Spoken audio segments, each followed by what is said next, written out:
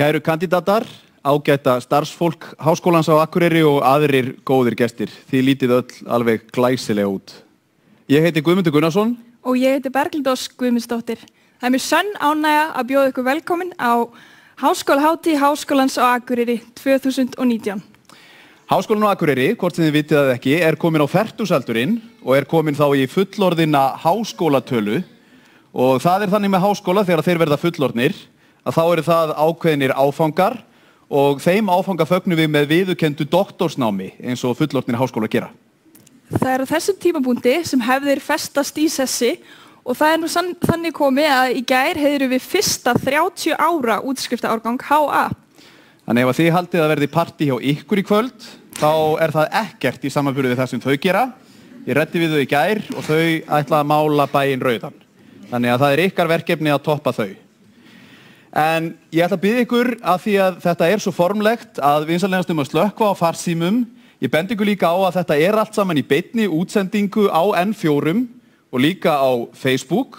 En við hefjum þetta á hefðbundnum nótum og nú mun Eyjólfur Guðmundsson, rektor Háskólans á Akureyri, hann heldur sína ræðu.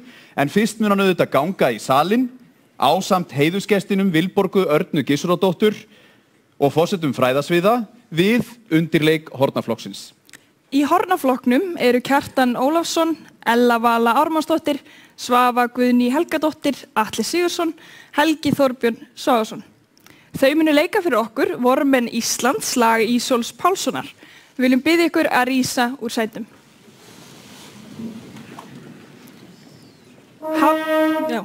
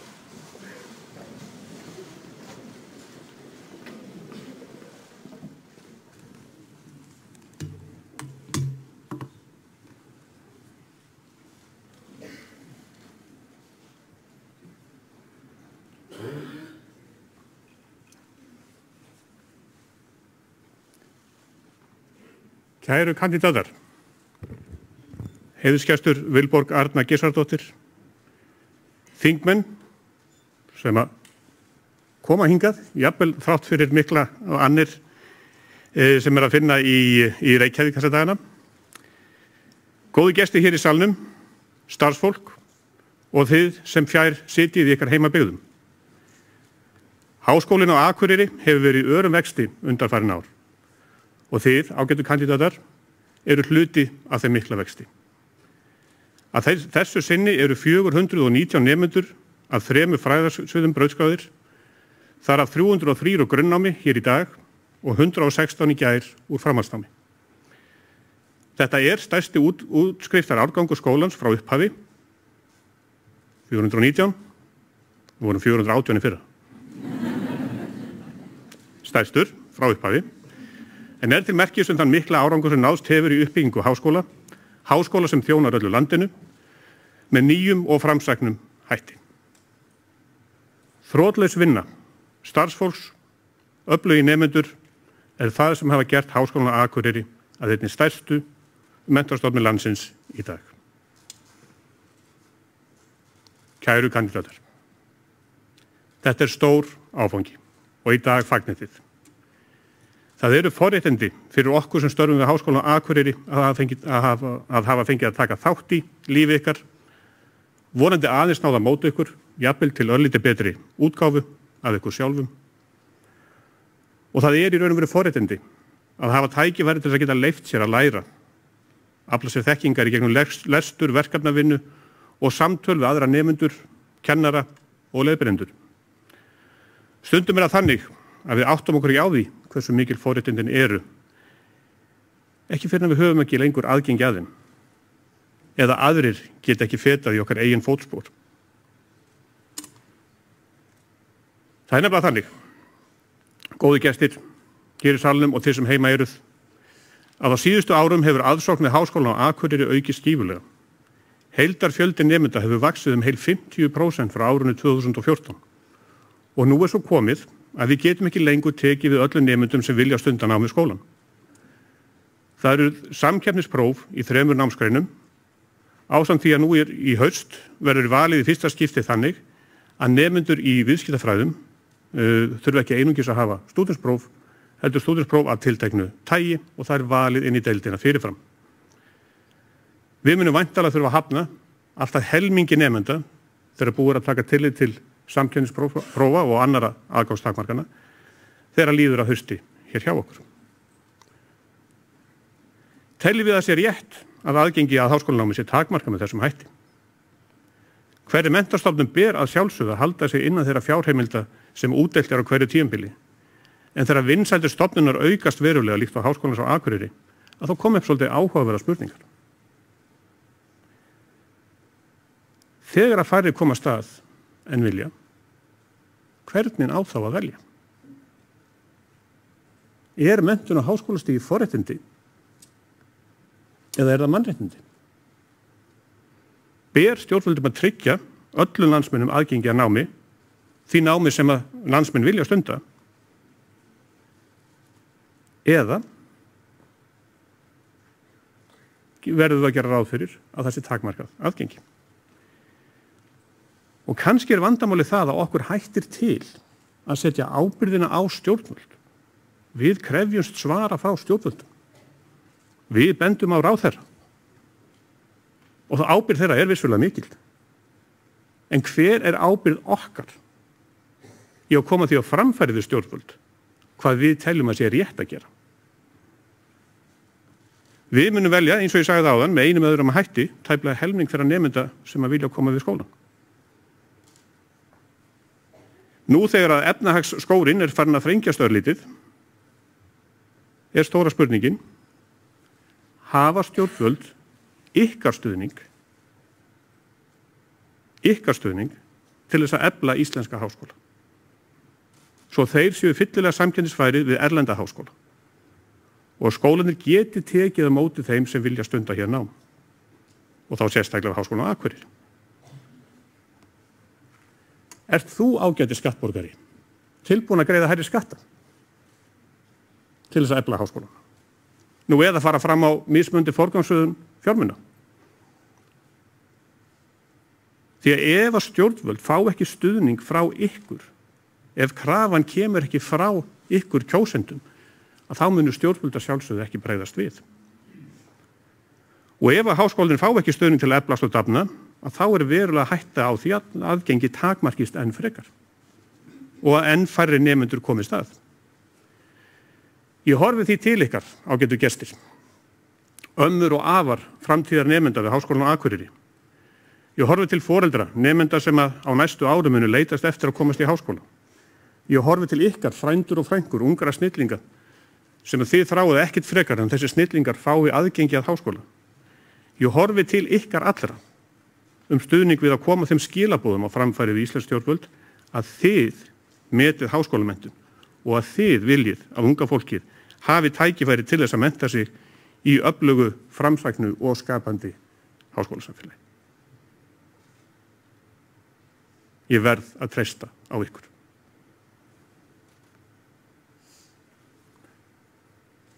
Kæru kandidatar, fyrir framan ykkur liggur leiðin í nýja tíma, nýjan heim, sem er svo frábrugðinn þeim gamla að enginn getur í raun og veru spáð fyrir með hvaða hætti þessi heimur mun gefa ykkur færi á að skapa ykkar eigin framtíð.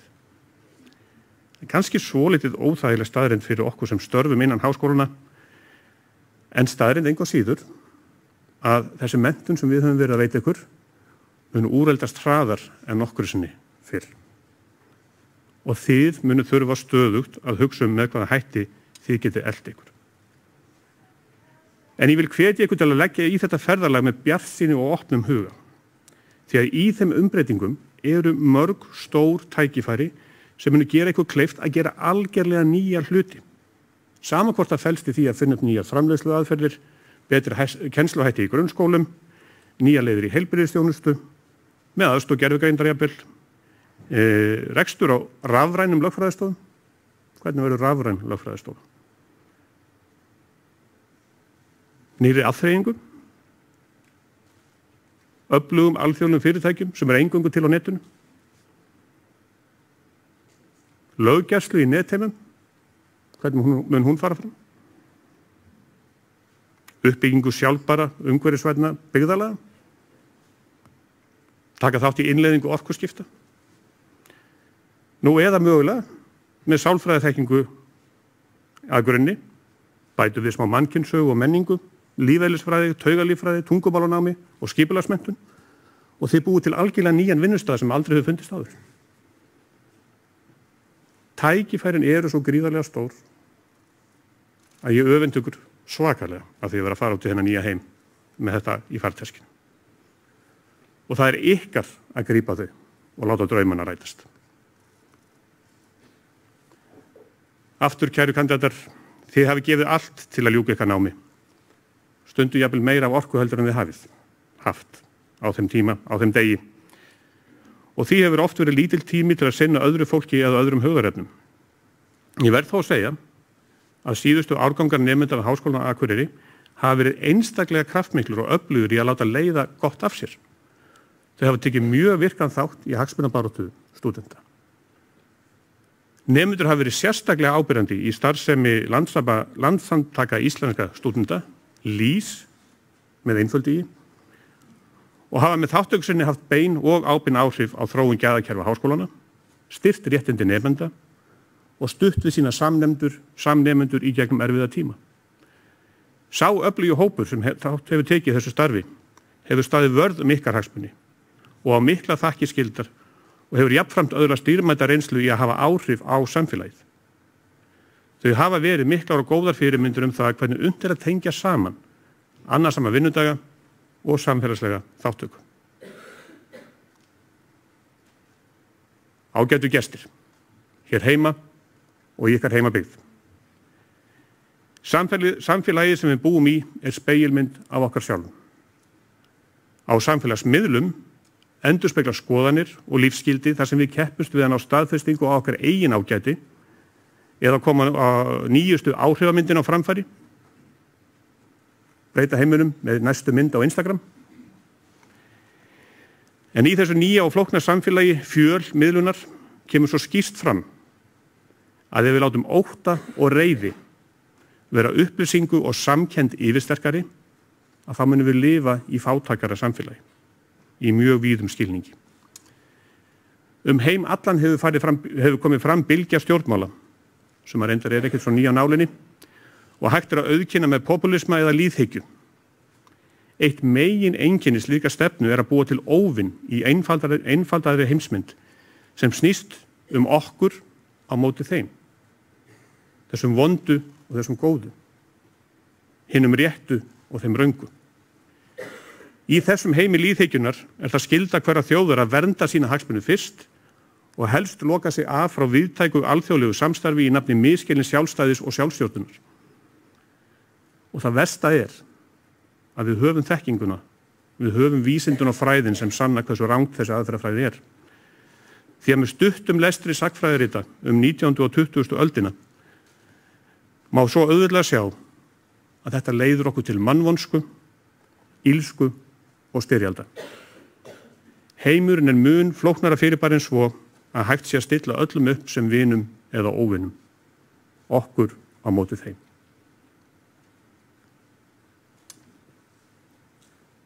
Ágætu kandidatar, það spurning hvort að það sé rétti stemmarinn að tala styrjaldir og mannvonsku við jafn hátíðlega athöfn og við höfum hér í dag. En stundum verðum við að minna á grunngildin. Og ég segi þetta hér í dag því að ég að koma skilaboðum til ykkar. Við verðum að láta í okkur heyra ef okkur mislíkar. Við megum ekki ganga að því sem vísu að það sem tók mörg hundruð ára að berjast fyrir, lýðræði og frelsi einstaklingsins. Við getum ekki gengið að því vísu að það muni vera alltaf aldur og alla ævi. Við megum aldrei missa frelsið til að fá að vera við sjálf. Og þið ein getið barist fyrir því. Og nú þegar þið hafið lokið ykkar fyrstu háskólagráðu, þá standið þið á þeim tímamorkum að taka ákvörðun. Ákvörðun hver ykkar lífsskildi, ákvörðun hvað þið ætlið að gera til þess að bæta heiminn. Og hvert á að halda næst. Jú, vissulega getur verið að þið stefnið á frekara nám, skella sér í uppgrip, greiða yfirdráttarlán, veita fjölskyldum aðeins betri tíma, sárabót fyrir námsárin, eða bara slaka á og láta aðra sjá að byggja upp samfélagið. Staðreyndin nefnilega svo, og þið unga fólki sérstaklega, Þið verðið að taka virkan þátt. Þið getið ekki farið í frí frá samfélaginu. Nýlegt dæmi stjórnmálaástandi í Bretlandi kennir okkur svo augljóslega að þegar ákveðnir þjóðfélagshópar eru ekki virkir, eins og til dæmis ungt fólk, í stjórnmálaþátttöku, að þá kemur niðurstaða sem kannski ekki góð fyrir unga fólkið. Því verðum við að taka þátt í samræðinu, ekki sem netröll sem skríða fyrir fram að lyklaborðinu eftir miðnætti, heldur sem upplýstir einstaklingar sem að hlusta og ræða þangað til að samfélagi kemst að niðurstöðu það hvað sé rétt og hvað sé rangt. Og þá hefjum við hringinn á ný. Stöðugt samtal samfélagið okkar, grunngildin og hvernig við viljum nota þau til að byggja upp frjálst og öflugt samfélag. Ekki láta hjá líða mæta á kjörstað. Ekki láta hjá líða að gera athugasemdir við frumvörp og lög sem settur fram og kannski ennþá mikilvægra. Ekki láta hjá líða að gera jákvæðar athugasemdir við lög og frumvörp sem eru lögð fram. Því að með nútíma tækninni að þá getið þið verið virkið þáttakendur í að rýna lög og reglugerðir sem lögð eru fram til umfjöllunar frá hinu opinbera.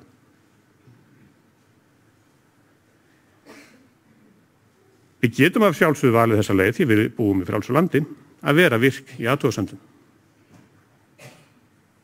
Er virkur í athugasemdum í salnum? En hvernig verður samfélagið ef við leyfum virkum í athugasemdum að einangra lyklaborðin og færa miðnætur orðaræðu nettröllin yfir í raunheima? Þetta er nýtt orð, miðnætur orðaræðu nettröll.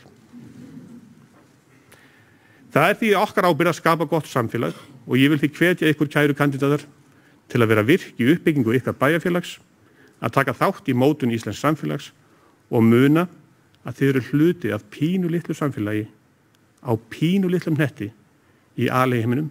Hvers eina leið til að deyja ekki út er að vinna saman. Og að vinna saman í sátt og samlyndi til lausnar á þeim stóru og miklu áskorunum sem við stöndum frammi fyrir.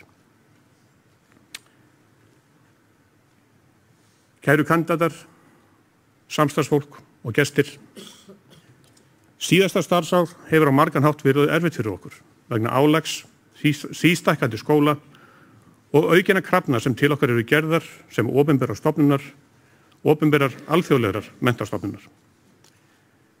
Ekkert var þó erfiðara fyrir okkur en að missa einn af okkar eigin starfsmönnum sem lést eftir skammvinna baráttu við krabbaminn síðla vetrar. Við minnumst Ágúst Þórs Árnasonar, eins af frumkvöðlum háskólasamfélagsins og samstarfsfélaga, fyrir kraft hans og vilja til að efla háskólan á Akureyri og heimspekilega rýni á tilgang okkar og markmið.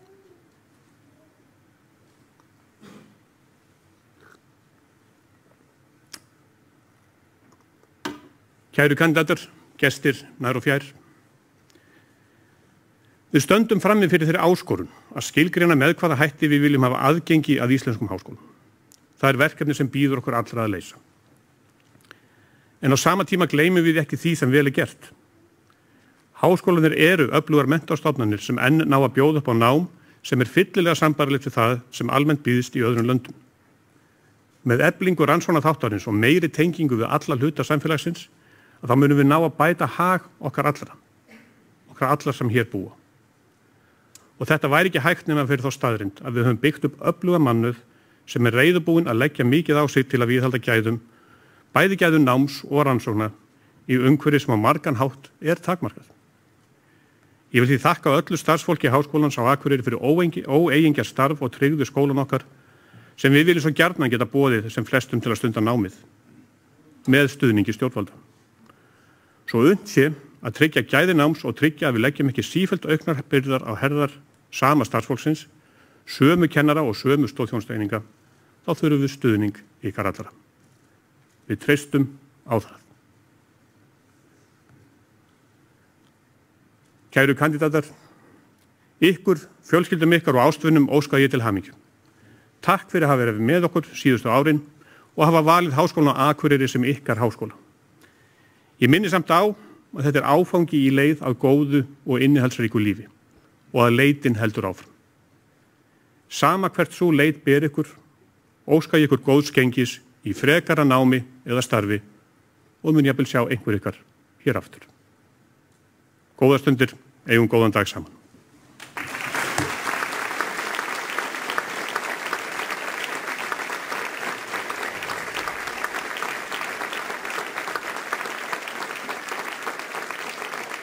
Það hefð fyrir því á háskólahátíð að tónlistamenn af svæðinu stytti okkur stundir á milli atriða.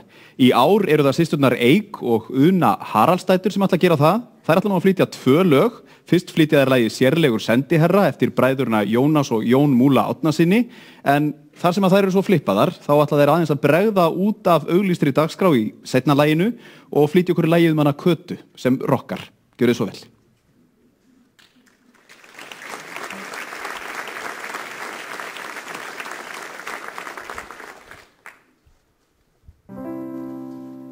Fegurð og gleði og fögnuð, framtíð í skauti sér ber. Sérlegan sendiherra, senda mun gæfan mér. Hann verður ekki neitt enskulord,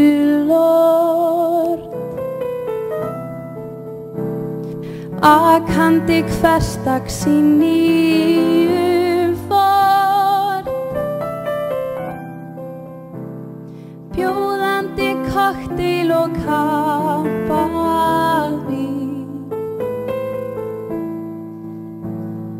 Hann muni brúka nýtt briljantín,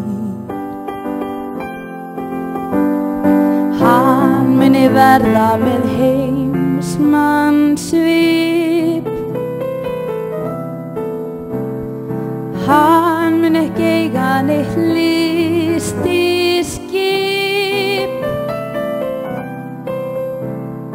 hann muni setja neinn boð né bön,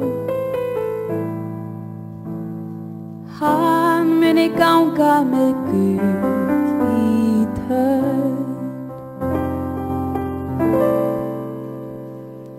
Hann verður barasta bara, bústinn með spikhopp í kinn, undir blá augu sem stara, undrand á stjarnanna skara, einnig með uggandar lítinn, uppbrettan nebba og skrítinn.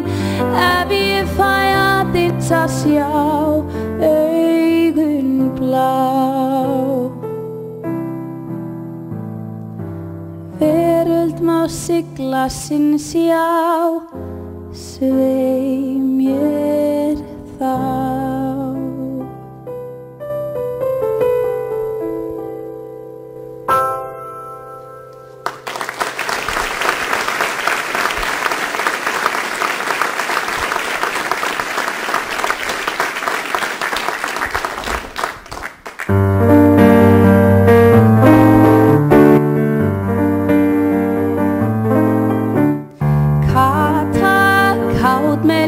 Lokka lífsglöð, hefur yndist þokka kata, kann svo vel að rokka rokk.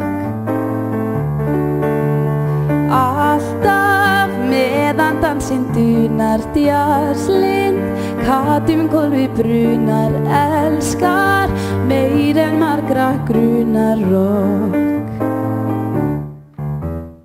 Hún smá, hýr á brá, horfir á, súir kná, allir þrá að sjá. Þegar hann tekur rúmbuna, dansar á einni tá, kata, kátt með ljósa lokka lífsglöð, hefur yndist þokka kata, kann svo vel að rokka rokk.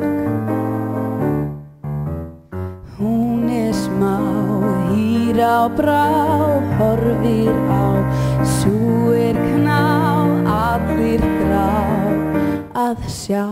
Þegar hann tekur rúmbuna, dansar á einni tá, kata, kátt með ljósa lokka lífsglöð, hefur yndist þokka kata, kann svo vel að rokka rokk.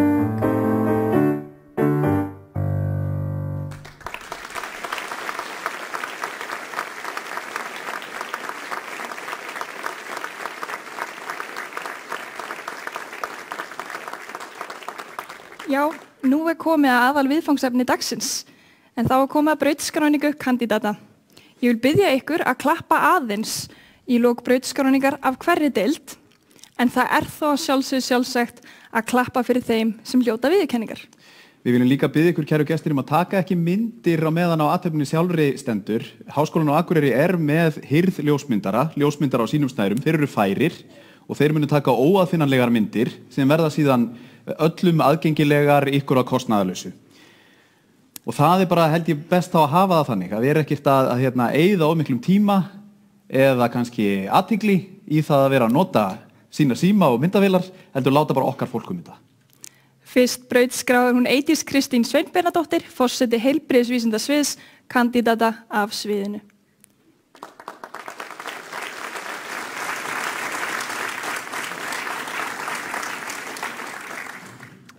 Ágætu kandidatar og aðrir góðir gestir.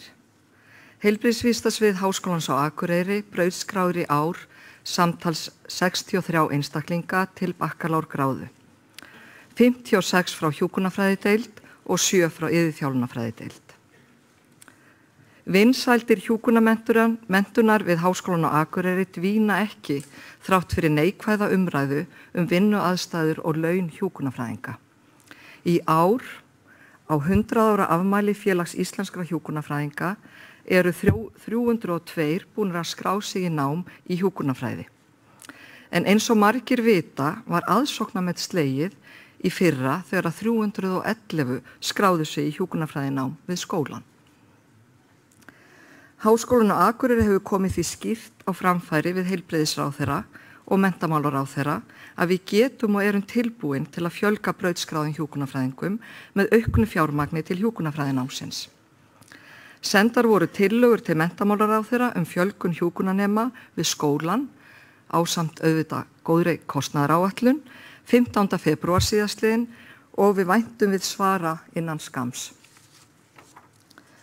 Vegna fjöldatakmarkana í hjúkrunarfræðinámi við Háskólann á Akureyri eru 55 teknir í hjúkrunarfræðinám eftir haustmisseриspróf á fyrsta ári og 94% af þeim verða hjúkrunarfræðingar. Hjúkrunarfræði kandidatar sem núna að brautskrást tilheyra mjög sterkum árgangi með tilliti til einkunna. Allur hópurinn með fyrstu einkunn og einn með ágætiseinkunn. Það góð undirstaða sem hver og einn getur byggt á til að verða framúrskarandi hjúkrunarfræðingur. Gleymum því ekki að það var hugsjón góða menntun sem var kveikjan að stofnun að fyrsta félagi hjúkrunarfræðinga fyrir 100 árum. Allar götur síðan hafa hjúkrunarfræðinga barist fyrir því að hjúkrunarmenntun á Íslandi sé í hæsta gæðaflokki hér á landi. Iðjuþjálfunarfræði núna 3 ára BS-nám en til þess að verða iðjuþjálfi þarf að taka 1 ár til viðbótar á meistarastigi til starfsréttinda. Mig langar að gera orð Bergljótar Borg aðjúnts og Sólrúnar Óladóttur, lektors og deildarformanns að mínum. Nútíma áherslur í iðjuþjálfun endurspegla skýrt í nýju námsfyrirkomulagi en námi byggir jafnt á félags- og heilbrigðisvísindum. Þannig sjónum beint að því hvernig líkamsstarfsemi hefur áhrif á iðju fólks en ekki síður hvernig ýmsir samfélagslegi þættir geta ýtt undir eða torveldað þáttöku við iðju og haft áhrif á heilsu og lífsgæði borgara. Mannréttindi og valdefling þannig kjarnahugtök í náminu. Starfsvettvangur iðjuþjálfa mjög fjölbreyttur og á tímum örra breytinga innan menntakerfis og félags- og heilbrigðisþjónustu tækifærin óþrjótandi og mikil eftirspurn eftir starfskröftum þeirra bæði á Íslandi og víða erlendis. Mig langar að koma á framfæri að Háskólinn á Akureyri kallar eftir karlmönnum í hjúkrunarfræði og iðjuþjálfunarfræðinám. Í ár hafa 14 karlmenn skráð sig í hjúkrun en 288 konur og 4 á móti 55 konum hafa skráð sig í iðjuþjálfun. Já, við jafnréttissinnuð á Íslandi en ekki þegar kemur að því að fjölga karlmönnum í hinum svokölluðu kvennastörfum. Þar við í langneðsta sæti á meðal annarra vestrænna þjóða. Heilbrigðisvísindasvið að skoða nýjar leiðir til að fjölga karlmönnum í hjúkrun og iðjuþjálfun. Fylgist með okkur. Kennarar og starfsfólk sviðsins leggur hart að sér og eiga sérstakar þakkir skilið fyrir metnaðarfullt og óengjar starf í kennslu, rannsóknum og stjórnun deilda. Álag á starfsfólk heilbrigðisvísindasvið hefur mælst úr hófi fram. Þar bætist ofan á að undanfarin áratug hafa kennarar verið að afla sér doktorskráðu með vinnu. Enn mæli starfsánægjan góð við sviðið en álagið hefur ekki náð að bíta ánægjuna. Eitt helsta verkefni stjórnendasviðsins næsta skólaár verður að fyrirbyggja kulnun starfsfólks með því að draga úr vinnuálagi. Kæru kandidatar, þið eruð og verðið alltaf fulltrúar Háskólans á Akureyri hvar sem þið munu starfa. Jákvætt orðspor Háskólans mun fylgja ykkur inn í næstu tíð. Menntunin ykkar ekki bara fagmennsku sem byggir á gagnrýnni hugsun og gagnreyndri þekkingu. Hún var einnig að læra að sýna auðmýkt, rækta kurteisi, heiðarleik og ábyrgð. Munið ávallt að leggja ykkur fram að vera vingjarnleg, fordómalaus og haga ykkur í samræmi við góða siði í hegðun og orðalagi, hvort heldur sem augliti til auglits eða á samfélagsmiðlum eða eins og mín kynslóð kallaða á alnetinu. Þið brautskráist ekki aðeins með starfsréttindi heldur með góða menntun. Á þessum sérstaklega fallega og hátíðlega degi óska ég ykkur og fjölskyldum ykkar til hamingju með áfangan. Ég óska ykkur velfarnaðar í leik og í starfi. Nú hefst brautskráning frá heilbrigðisvísindasviði og bið ég deildarformenn að koma og aðstofa mig við afhendingu skírtina, Gísli Kort Kristófersson, dósent og deildarformaður hjúkrunarfræðideildar og Sólrún Óladóttir, lektor og deildarformaður iðjuþjálfunarfræðideildar aðstofa mig við brautskráningu.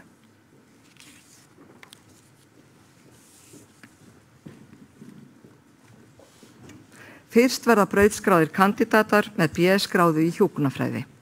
Ég vil biðja þá að ganga fram og veita skírteinum sínum viðtöku. Ég les einnig upp nöfn þeirra sem ekki eru viðstaddir brautskráningu.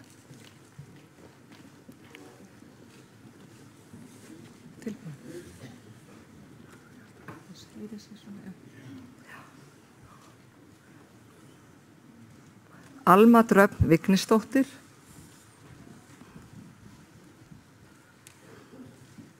Andrea Dögg Jóhannsdóttir, til hamingju.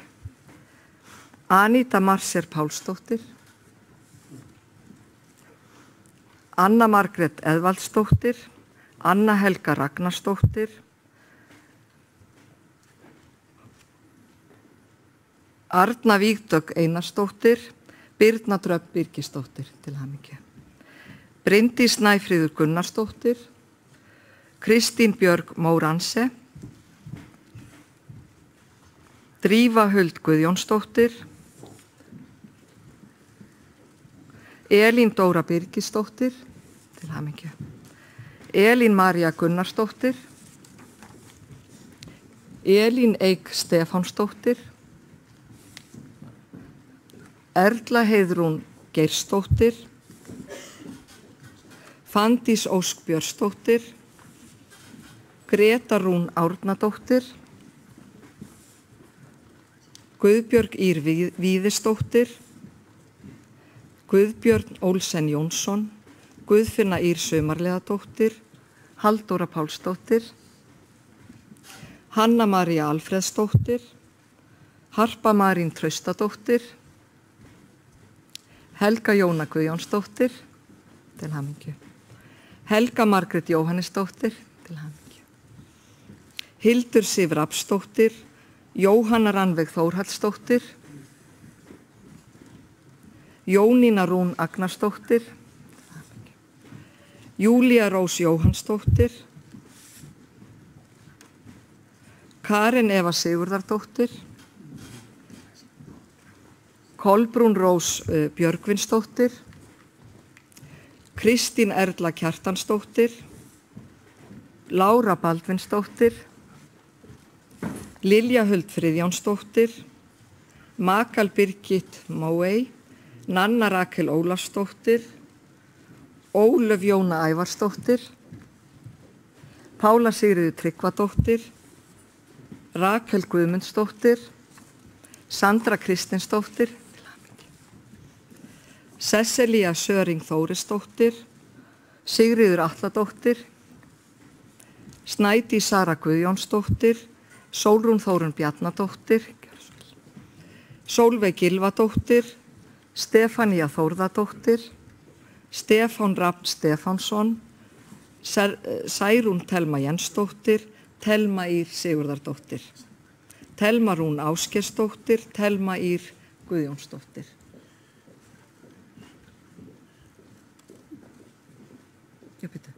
Ég átti að Telma Ír. Hún komin hérna? Viltu bíða aðeins hérna? Já. Það var fyrir ekki að, nú var það að hafa hraðan á, sko. Telma Ír Sigurðardóttir hlýtur viðurkenningu fyrir góðan árangur í heilsugæslufræðum og það er HSN eða Heilbrigðisstofnun Norðurlands sem veitir þessi verðlaun eða viðurkenningu og hún er með 9,51 í heilsugæslufræðum. Hún veitir þessum verðlaunum móttöku.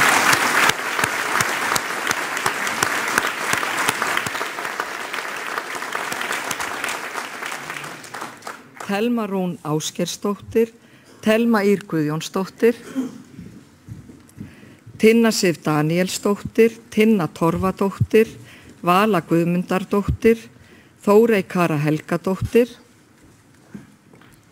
Þórhildur Guðbjörg Hjaltadóttir, síðan er hún Helga Jóna Guðjónsdóttir að gera okkur smá greiða. Hún ætlar að taka við skírteini Örnu Hrannar Árnadóttur en Arnar Hrönn hlýtur viðurkenningu fyrir hæstu meðalengun á heilbrigðisvísindasviði í grunnnámi, einkunna 9,10 frá KEA og Arnar Hrönn hlýtur einni viðurkenningu frá Sjúkrahúsinu á Akureyri fyrir hæstu meðalengun í hjúkrunarfræði sem er 9,10. Og Arnar Hrönn fær klappir og Guði og Helga.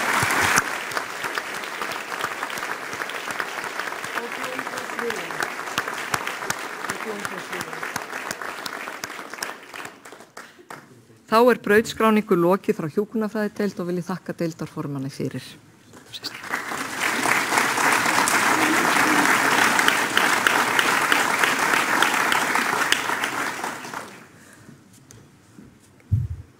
Nú verða brautskráðir kandidatar með BS-gráðu frá iðjuþjálfunarfræði. Bára Lind Hafsteinsdóttir til. Bylgja Þrastardóttir. Bíða eins Eva. Eva Snæbjarnadóttir fær viðurkenningu fyrir hæstu einkunn í iðjuþjálfunarfræði námskeiðum 8,98 frá iðjuþjálfunarfræði félagi Íslands, iðjuþjálfafélagi Íslands. Hún fær einni viðurkenningu fyrir hæstu meðalengun í iðjuþjálfunarfræði 8,67 og hún fær einni blómvönd frá sviðinu. Gjörðu svo vel, Eva Snæbjarnadóttir.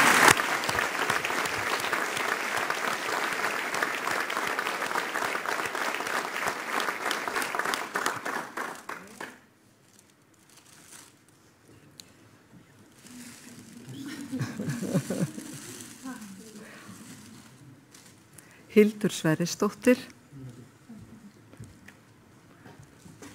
Kolbrún Halla Guðjónsdóttir, til hamingju, Kristín Brynja Árnadóttir, gjörðu svo vel, Margrét Jensína Sigurðardóttir.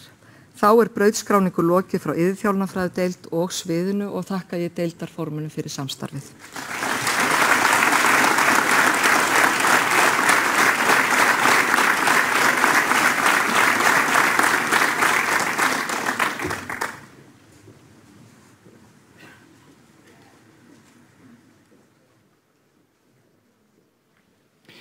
Anna Ólafsdóttir, forseti hug- og félagsvísindasviðs, brautskráir nú kandidata af sviðinu.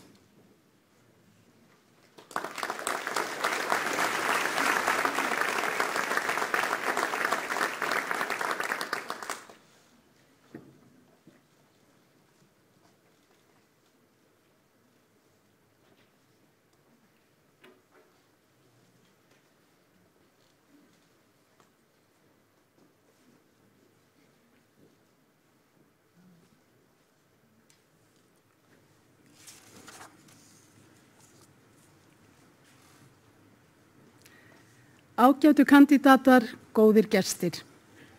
Í dag brautskrást 167 nemendur frá hug- og félagsvísindasviði Háskólans á Akureyri.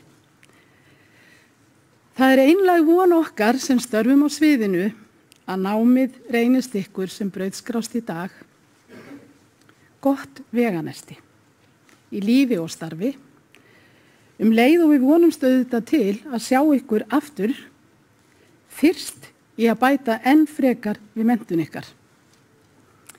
Ég tala hér gott veganesti. En hvað þýðir gott veganesti þegar horft er til háskólamenntunar? Fyrir nokkrum árum ákvað ég að leita svara við akkurat þessari spurningu hjá háskólakennurum í rannsókn sem ég vann þá að. Fyrirfram hafði ég búist við því að þekking og færni á fagsviðinu yrði afgerandi svar. Og eðlilega kom sá þáttur sterkt fram. En mér langar að staldra við aðra þætti sem skoruðu hátt. Þetta voru þættir eins og það að tileinka sér og beita gagnrýnni hugsun. Að tileinka sér forvitni og opinn huga. Og það að geta reitt sig á eigin færni við að afla sér viðbótarþekkingar. Þessa þætti töldu háskólakennararnir sem ég spurði ekki síður mikilvægt veganesti. Kæru kandidatar, fyrst vil ég óska ykkur innilega til hamingju með þennan mikilvæga dag í líf ykkar. Framtíðin er ykkar. Ég vona að þið fari frá okkur með gott veganesti.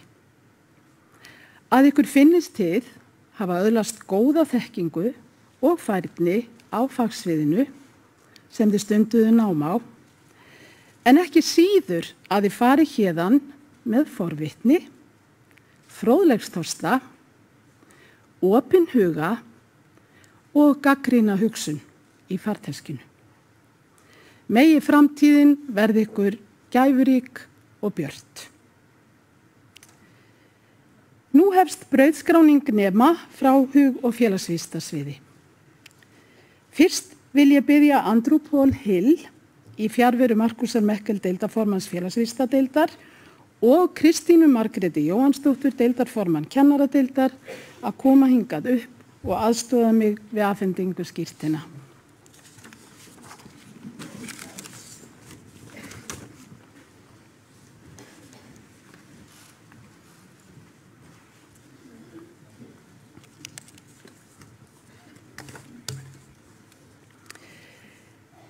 Nú fer fram brautskráning frá félagsvísindadeild.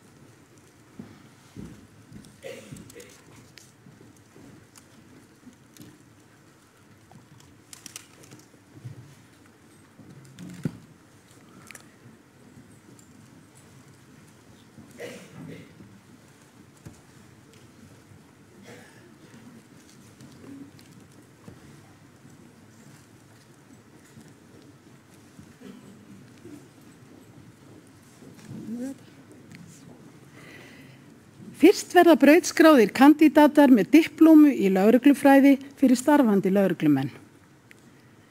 Jóhann Örn Guðbrandsson,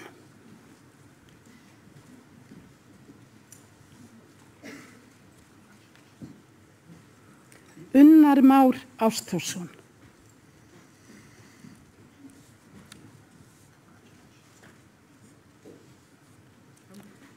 og nú verða brautskráðir kandidatar með diplómu í lögreglufræði fyrir verðandi lögreglumenn. Andri Snær Kristmannsson,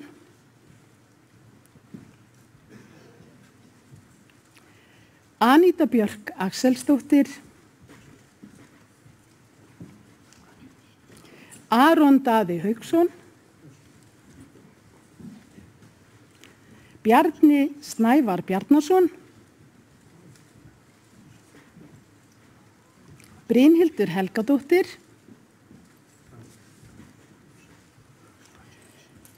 Böðvar Steinþórsson, Dóra Kristín Guðjónsdóttir, Fanney Þóra Þórsdóttir, Finnbogi Dagur Sigurðsson, Guðmundur Friðbjarnarsson, Guðmundur Óskar Helgason,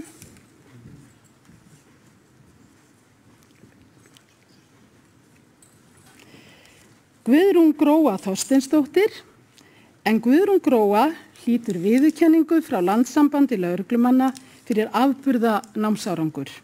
Einnig hlýtur hún viðurkenningu KEA fyrir hæstu meðalengun í grunnnámi við hug- og félagsvísindasvið. Til hamingju Guðrún Gróa.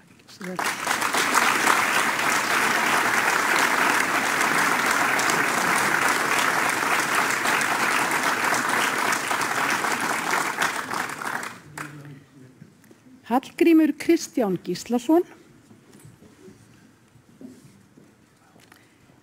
Hilmar Sigurjónsson,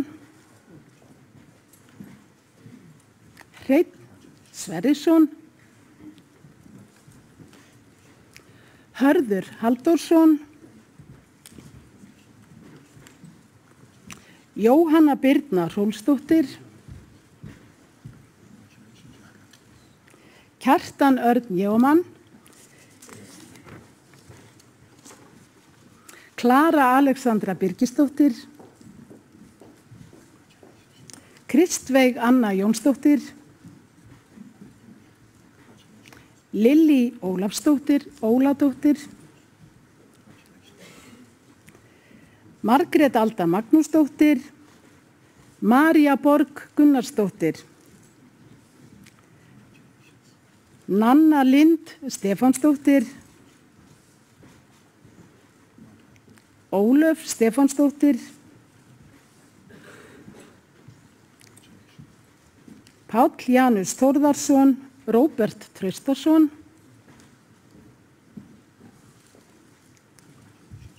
Sandra Hrönn Arnardóttir, Sigursteinn Atli Ólafsson, Snorri Maríasarsson, Snorri Þorvaldsson,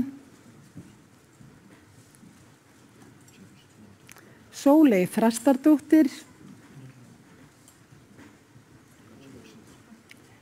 Sólveig Lára Kristjánsdóttir, Sólveig Sverrisdóttir,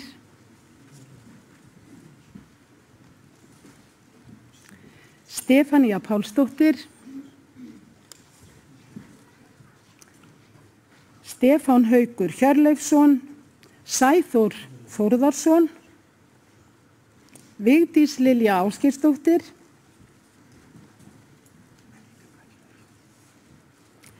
Þorgrímur Laufar Kristjánsson,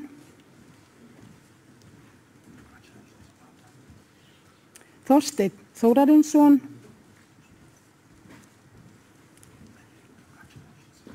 og Þorvarður Andri Hauksson.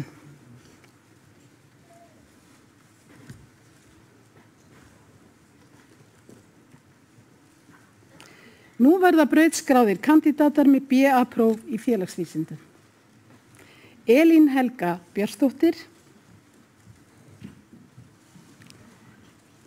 Eydís Ösp Þorsteinsdóttir, Ragnhildur Þórarinsdóttir, Svandís Sif Björnsdóttir.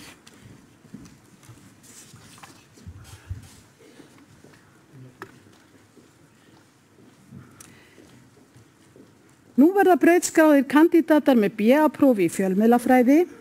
Blaðamannafélag Íslands gefur þeim sem brautskrást í fjölmiðlafræði bókargjöf. Bókin Í hörðum slag kom út í tilefni 120 ára afmælis félagsins og er gefin út í samvinnu við Sögurútgáfur og Háskólann á Akureyri. Aðalsteinn Hannesson,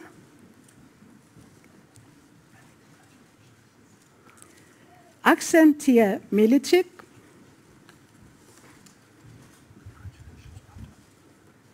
Anna Karen Úlfarsdóttir, Birna Heiðarsdóttir,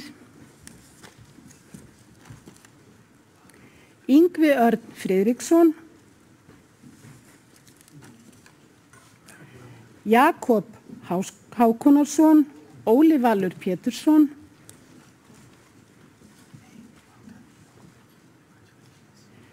Róberta Michelle Hall,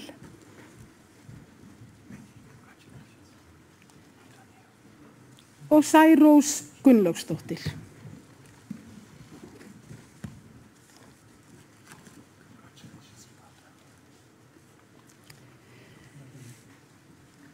Nú verða brautskráðir kandidatar með BA-próf í lögreglu og löggæslufræði. Eyrún Sif Helgadóttir, Haraldur Logi Hringsson, Hjörtur Hjartarson, Ragnhildur Haraldsdóttir, Rebekka Rún Sævarsdóttir, Sif Þórisdóttir.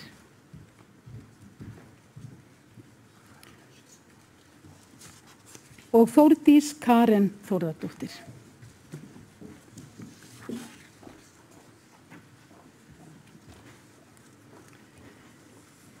Nú verða brautskráðir kandidatar með BA-próf í nútímafræði. Anna Sigríður Ólafsdóttir. Anna Sigríður hefur sýnt afburða árangur í námi til BA-prófs í félagsvísindadeild og með hæstu meðalengun brautskráðra bakkalárnema við deildina. Fyrir þessa glæsilegu framistöðu hlýtur hún viðurkenningu félagsvísindadeildar. Innilega til hamingju, Anna Sigríður. Hún er ekki viðstödd núna, en hún hlýtur sem sagt þessa viðurkenningu og tekur við þenni síðar þá.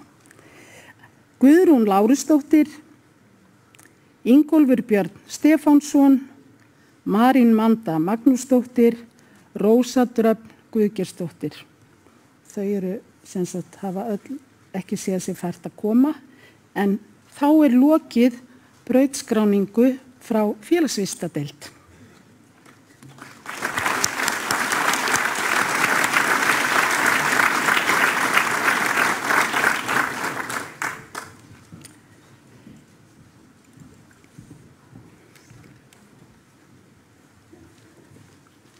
Nú fer fram brautskráning frá kennaradeild. Brautskráðir verða kandidatar með B1-próf í kennarafræði. Aðalheiður Jóð Hjartardóttir, Andrea Stefánsdóttir, Arney Ásvaldsdóttir,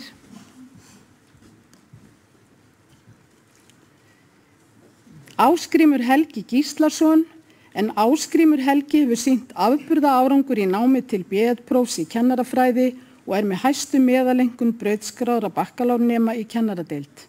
Fyrir þessa glæsilegu framistöðu hlýtur hann viðurkenningu kennaradeildar og við óskum honum sjálfsögðu innilega til hamingju, þó hann hafi ekki getað verið hér.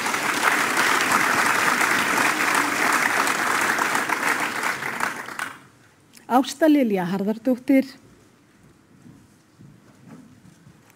Berglind Ósk Víum, Bryndís Jónsdóttir, Erla Gunnlaugsdóttir, Fanney Rúnarsdóttir, Heiða Björg Guðjónsdóttir, Hulda Kristín Baldursdóttir, Hulda Rún Ingvarsdóttir, Inga Hólmfríður Gunnarsdóttir, Ingibjörg Ásta Jakobsdóttir, Íris Theodóra Unnsteinsdóttir, Jóhanna Eldborg Hilmarsdóttir,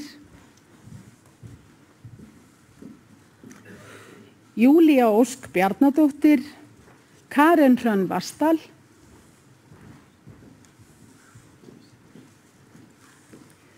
Kristinn Þráinn Vaf Kristjánsson, Kristín Halla Eiríksdóttir, Kristjana Ylja Guðmundsdóttir, Margrét Linda Erlingsdóttir, Matthildur Óskarsdóttir, Ólafur Hilmarsson, Sandra Haraldsdóttir, Sólveig Guðrún Aðalsteinsdóttir, Stefanía Kristín Valgeirsdóttir, en Stefanía Kristín einnig að ljúka BA-prófi í sálfræði.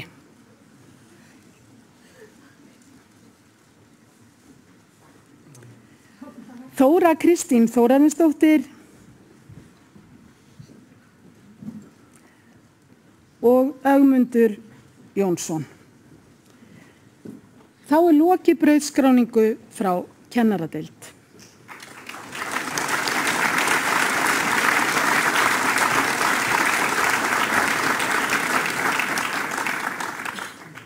Nú vil ég biðja Ragnheiði Elvu Þorsteinsdóttur, deildarformann lagadeildar, og Elínu Díönu Gunnarsdóttur, deildarformann sálfræðideildar, að koma hingað upp og aðstofa með afhendingu skírteina.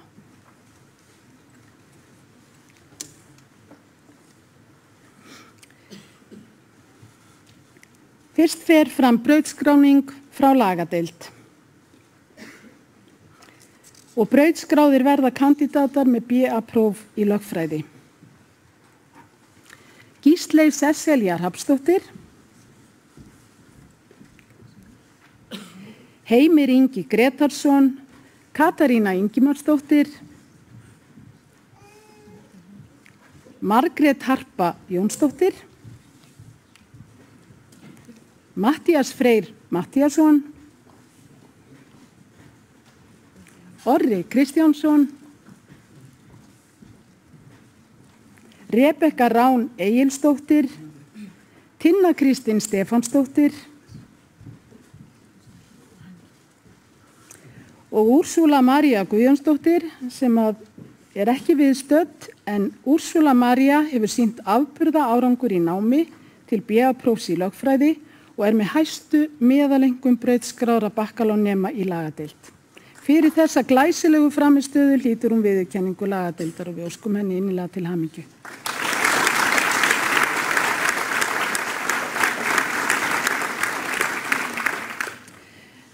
Þá er lokið brautskráningu frá lagadeild.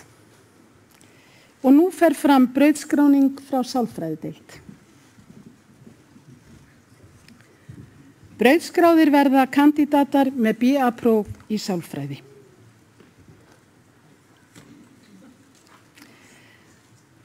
Alda María Norðfjörð,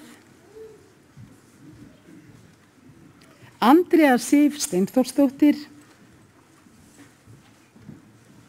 Ása Dröfn Fox Björnsdóttir, Ása Hrund Viðarsdóttir, Ásdís Halldóra Hreinsdóttir, Ásrún Ósk Einarsdóttir, Björg Guðrún Einarsdóttir, Bryndís Elsa Guðjónsdóttir, Dagrún Björk Sigurðardóttir, Edda Björg Sigmarsdóttir, Elva Ingibergsdóttir, Elisabeth Ýr Steinarsdóttir, Erla Gunnarsdóttir,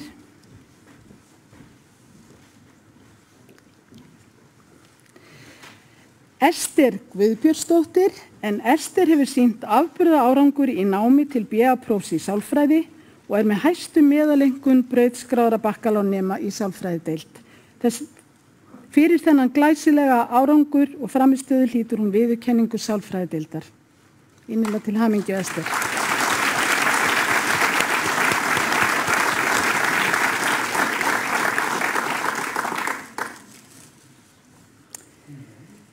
Ester Líf Ólafsdóttir,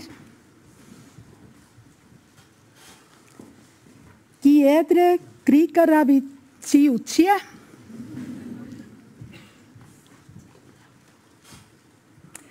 Guðbjörg Þórarinsdóttir, Guðbjörg Svandís Þrastardóttir, Guðjón Antoníusson, Halldóra Þórdís Skúladóttir, Harpa Svafa Einarsdóttir, Heiðbjört Ýr Guðmundsdóttir, Hekla Jónasdóttir, Helga Sunna Sigurjónsdóttir, Hildur Kristín Friðleifsdóttir, Hjördís Þráinsdóttir, Hrefna Dís Halldórsdóttir, Inga Lóa Karvelsdóttir, Jóhanna Guðgeirsdóttir, Jóhanna Ingvarsdóttir, Júlía Rós Markúsdóttir, Katla Sigurðardóttir,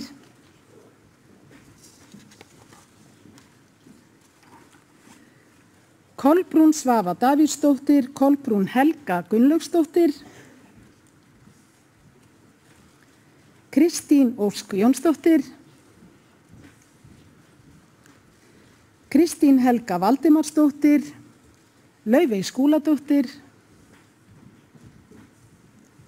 Lilja Rún Sigurðardóttir, Linda Baldursdóttir, Linda Rós Sigurðardóttir, Margrét Alma Hannesdóttir, María Rún Eyþórsdóttir, Marín Eiríksdóttir,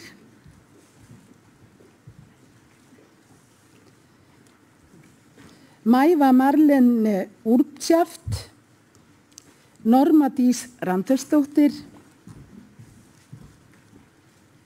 Ólöf Björnsdóttir, Rebekka Rún Geirsdóttir, Rósa Dröfn Pálsdóttir, Rúna Lilja Nótt Sævarsdóttir, Sandra Borg Bjarnadóttir, Sandra María Jessen, Selma Sofía Guðbrandsdóttir, Sif Feldskoff Jannerup, Sigrún Erna Guðjónsdóttir, Stefania Rut Hansdóttir, Sunna Ýr Einarsdóttir, Sverrir Sigmar Björnsson, Silvía Dögg Sigurðardóttir, Tanja M. Ísfjörð Magnúsdóttir.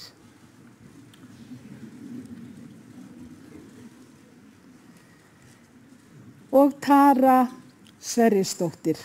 Og þá lokið brautskráningu frá sálfræðideild og sviðinu öllu til hamingju öll.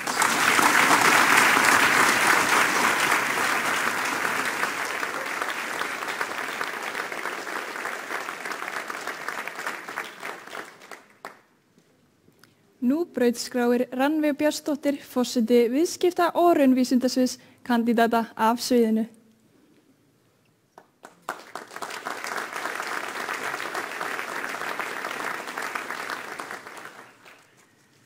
Kæru kandidatar, samstarfsfólk og góðir gestir. Nú verða brautskráir kandidatar af viðskipta og raunvísindasviði en því tilheyra 2 deildir, viðskiptadeild, þar sem kennt í grunnnámi á 2 námslínum, annars vegar stjórnun og markaðsfræði og hins vegar stjórnun og fjármál. Og síðan auðlindadeild, þar sem í grunnnámi kennt á 2 námslínum, sjávarútvegsfræði og líftækni. Auk þess sem boðið upp á diplómanám í náttúru og auðlindafræði.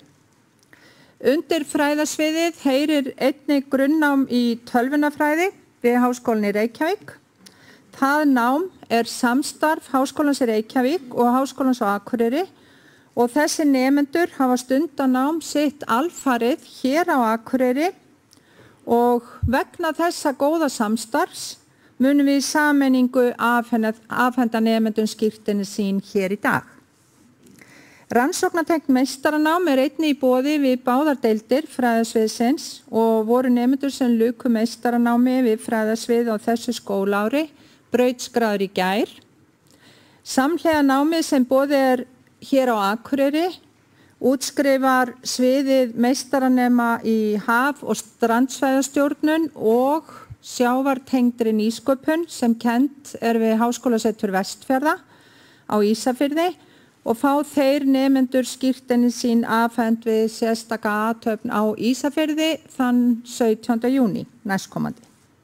Einnig í boði rannsóknatengt doktorsnám á 3 sviðum innan okkar fræðasviðs sem eru líftækni, sjávarútvegur og fiskeldi og svo loks viðskiptafræði.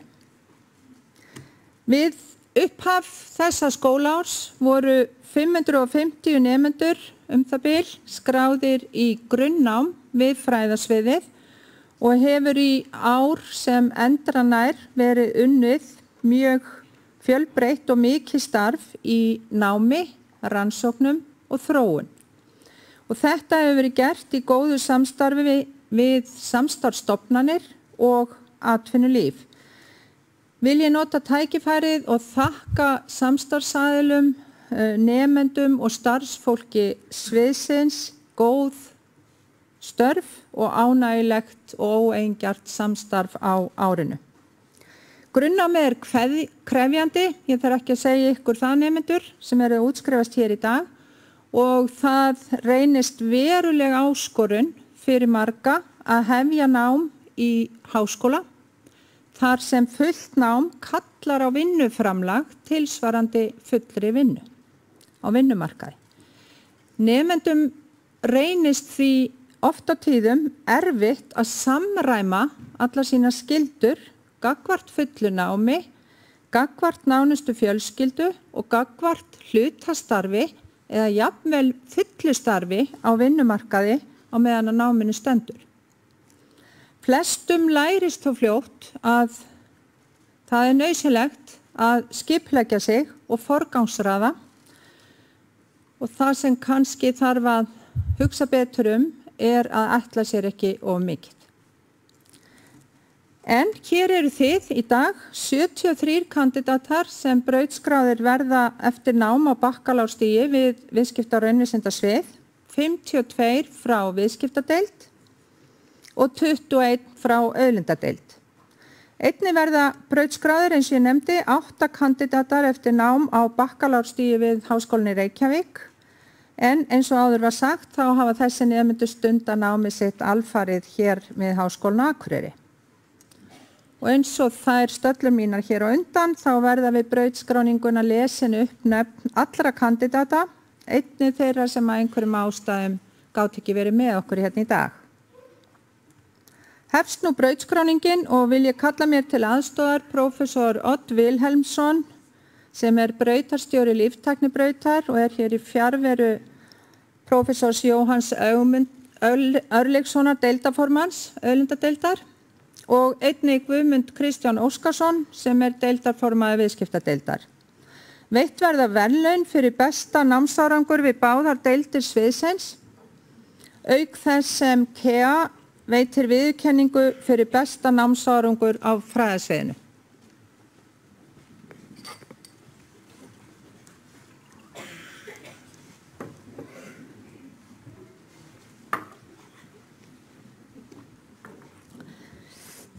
Fyrst verða brautskráðir kandidatar frá auðlindadeild og þeir fá hér skírteini sín afhent úr höndum brautarstjóra líftækni. Brautskráðir kandidatar með B-skráði í líftækni, Andrés Tryggvi Jakobsson, Ásdís Huld Vignisdóttir, Bjarki Rafn Magnússon, Ester Auðbjörnsdóttir, Eva María Ingvadóttir, en Eva María hlýtur viðurkenningu fyrir hæstu meðalengun við auðlindadeild og hún hlýtur einnig styrk frá KEA fyrir besta námsárangur við viðskipta- og raunvísindasvið þetta skólaár. Til hamingju.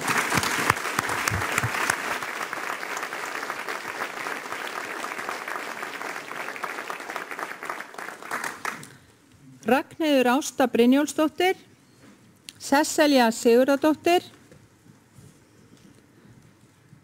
og Valdís Halldórsdóttir sem einnig fjarverandi. Þá verða brautskráðir kandidatar með B-skráðu í sjávarútvegsfræði, Andri Snær Þorsteinsson, Arnar Vilberg Ingólfsson, Arnfríður Eide Hafþórsdóttir, Árni Freyr Arngrímsson, Ásþór Sigurgeirsson, Einar Hannesson,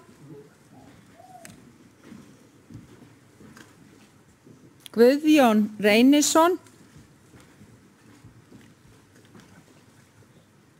Guðmundur Ólafsson, Jóhannes S. Aðalbjörnsson,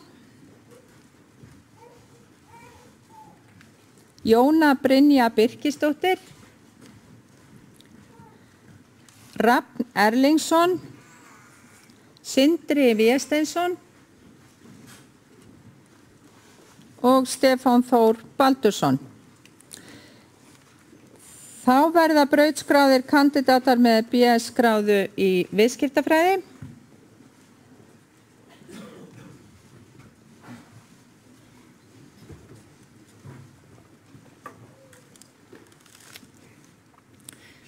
Aðalheiður E. Ásmundsdóttir,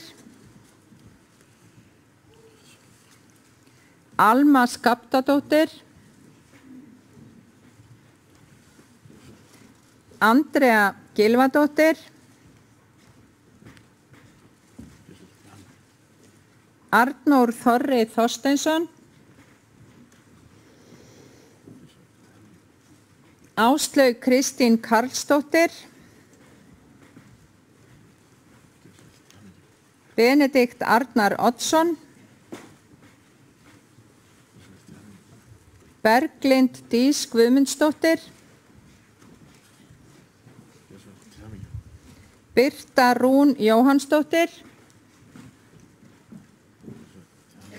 Bjarnheiður Jónsdóttir, sem fjarverandi, Björn Geir Másson, Björn Auðun Ólafsson, Brynja Sól Guðmundsdóttir, Dagbjört Jónsdóttir, Daniel Ingi Birgisson, Eiður Eiðsson, Emil Fannar Þorvaldsson, Eva Sóley Sigfúsdóttir, Guðbjörg Rut Hallsdóttir, Guðný Inga Kristófersdóttir, Gunnar Þór Halldórsson, Hallveig Gróa Ragnarsdóttir, Harpa Rún Einarsdóttir, Heiða Málfríður Jóhannsdóttir, Ísak Kristinn Harðarsson, Jóhann Bjarni Einarsson,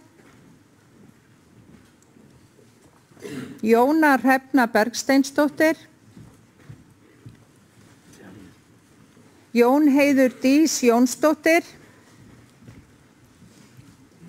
Karen Sif Jónsdóttir, Kolbrún Dögg Tryggvadóttir, Kristín Valsdóttir, Kristjana Sunna Aradóttir, Laufey Elma Ófeigsdóttir, Lilja Emilía Jónsdóttir, Logi Gunnarsson, Magdalena Björk Birgisdóttir, Matthildur Rún Káradóttir, Móheiður Guðmundsdóttir,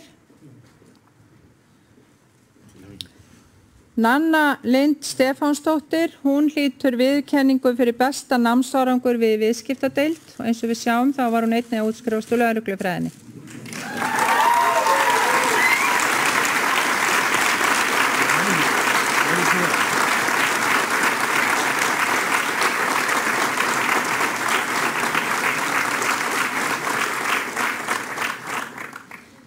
Ósk Ómarsdóttir, Páll Hólm Sigurðarsson, Sara Hólm Hauksdóttir, Sigrún Björk Sveinbjörnsdóttir, Sigurbjörg Hallgrímsdóttir, Sigurður Heiðar Stefánsson, Silva Sjöfn Árnadóttir, Steinun Vilmarsdóttir, Sunna Dögg Þorsteinsdóttir, Sunneva Ómarsdóttir, Una María Unnarsdóttir, Unnur Ása Atladóttir, Þórunn Sara Guðbrandsdóttir og Örvar Rúdólfsson.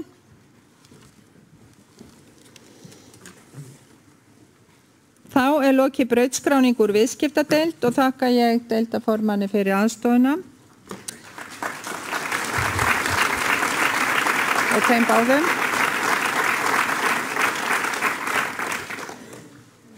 Háskólinn á Akureyri á, eins og ég nefndi, í góðu samstarfi við Háskólinn í Reykjavík og þá sér í lagi vegna náms í tölvunarfræði. Nú verða brautskráðir kandidatar í tölvunarfræði við HR við HA og bið ég Ólaf Jónsson, verkefnastjóra tölvunarfræði HR hér við Háskólinn á Akureyri að aðstoða mig við afhendingu skírteina. Og einnig bið ég Ara Kristin Jónsson, rektor Háskólans í Reykjavík, velkomin á svið.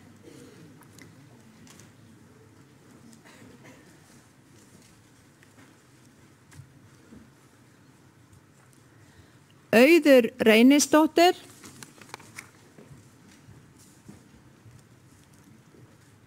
Daniel Örn Stefánsson, Darri Rafn Hólmarsson, Eyrún Lára Hansen, Halldór Logi Hilmarsson, Haraldur Björn Sigþórsson, Hörður Ingi Kristjánsson, Þorlákur Sveinsson Lingmó.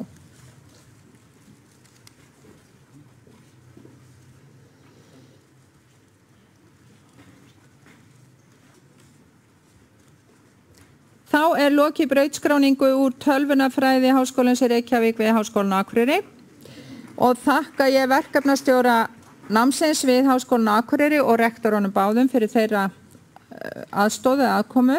Brautskráningu kandidata frá viðskipta- og raunvísindasviði Háskólans á Akureyri þá lokið. Ég óska kandidatum, fjölskyldum þeirra og öðrum aðstandendum innilega til hamingju með áfangan og daginn og alls velfarnaðar ókomin ár. Ég þakka fyrir, njótið dagsins.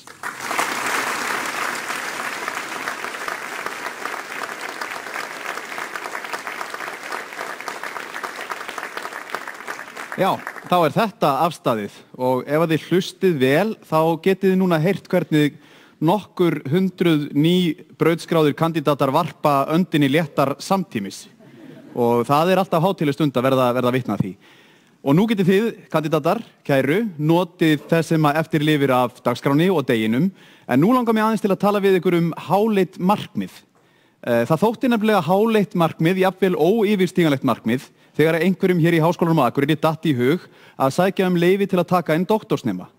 En hér erum við í dag og þetta orðin staðreynd og þess vegna það vel við hæfi að heiðursgestur dagsins sé einmitt einstaklingur sem setti sér háleitt markmið, ítrekkað og náði þeim.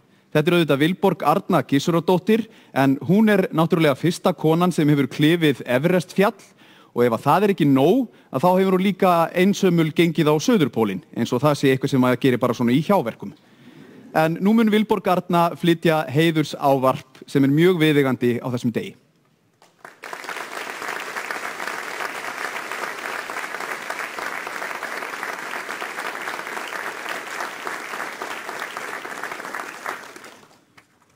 Rektor, Kæru kandidatar og góði gestir nær og fjær. Hjartanlega til hamingju með þann hátíðisdag. Þetta engin smá áfangi sem þið hafið náð og þau eru öll stórglæsileg. Og þetta uppskerudagurinn ykkar. Uppskerudagur alls erfiðisins sem þið hafið lagt á ykkur síðustu misseri.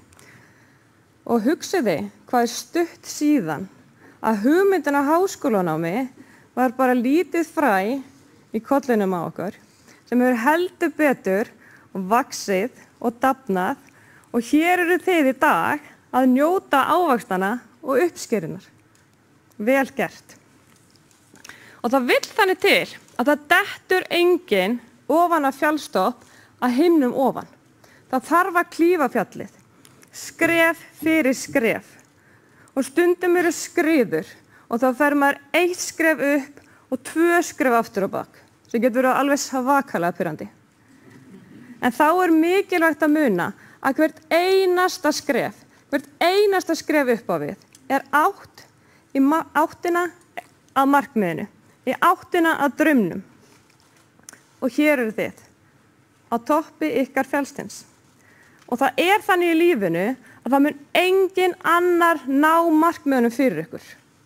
Það engin annar sem mun láta ykkar draum rætast. Ef að þið gerir það ekki, að þá mun það hreinlega ekki gerast. Svo einfalt það nú. En núna hafið þið látið einn af ykkar draumur rætast og þið eru bara rétt að byrja. Og þetta eru tímamót í dag hjá mörgum ykkar, þar sem ákveðnum áfanga náð. Og handan við hornið fullt af spennandi tækifærum. Það eru opnað dyr, það eru rifur og gluggum og jafnvel gæjugjöt inn í heim framtíðarinnar. Tækifærin eru endalaus. En stundum þarf maður að hafa kannski aðeins meira fyrir þeim. Og það þarf að lyfta stokkum, velta steinum og jafnvel klífa upp á næsta hól til þess að sjá hvað framtíðin býður upp á. Á þessari vegferð tækifærana mjög mikilvægt að hafa augun opin og eyrun tilbúin til þess að hlusta á það sem hjartað hefur upp á að bjóða. Og það mjög mikilvægt að muna það að ekkert af þessu mun komast upp í hendurnar á manni án fyrirhafnar. En að þessu sögðu að þá líka mjög mikilvægt að geta staldra við og notið uppskerunar. Að finna lyktina, að skynja áferðina með fingrunum og leyft bragðlaukunum að njóta. Ávöxtunin ykkar. Og stundum lifum við svo hratt að við gleymum okkur og við brunum yfir hámarkshraða og við lítum hvorki til hægri eða vinstri. Og áður en við vitum af erum við kannski búin að missa af einhverju stundum sem hefði getið verið mikilvæga stundir í lífinu okkar. Ekki gleyma að njóta árangursins. Og tímamótum líka mjög hollt að velta fyrir sér hver ég og hvað vil ég vera. Hvað það sem raunverulega skiptir mig máli og hver eru hinn raunverulegu verðmæti í mínu lífi. Og við sem einstaklingar og þátttakendur í þjóðfélaginu að við erum ábyrg orða okkar og gerða okkar. Og mig langar til þess að hvetja ykkur til þess að íhuga hver ykkar gildi í lífinu eru. Og flest ykkar eiga einhver gildi. Það bara spurning hvort þið hafa endilega skilgráttu. Margir vilja vera heiðarlegir, duglegir og svo framvegis. Og það að vinna með gildi hefur til dæmis reynst mér gríðarlega vel. Þau eru leiðarljósið mitt. Og þegar eitthvað bjátar á, sem stundum gerist í lífinu, að þá leitaði í þau. Og þau eru svona akkeri mitt. Hvað þýða fyrir mig? Og undan tekningarlaust tekst mér að tala sjálfa mig inn á betri stað. Og þegar maður velur eða íhugar gildin sín, að það skiptir miklu máli að horfast í augu við sjálfan sig nákvæmlega eins og maður Ekki vera að draga neitt undan. Hvað það sem ég hef? Maður þarf að skoða styrkleikana sína og maður þarf líka að skoða veikleikana sína. Og það rosalega mikilvægt að muna það að veikleikar gera okkar ekki að minni mannesku.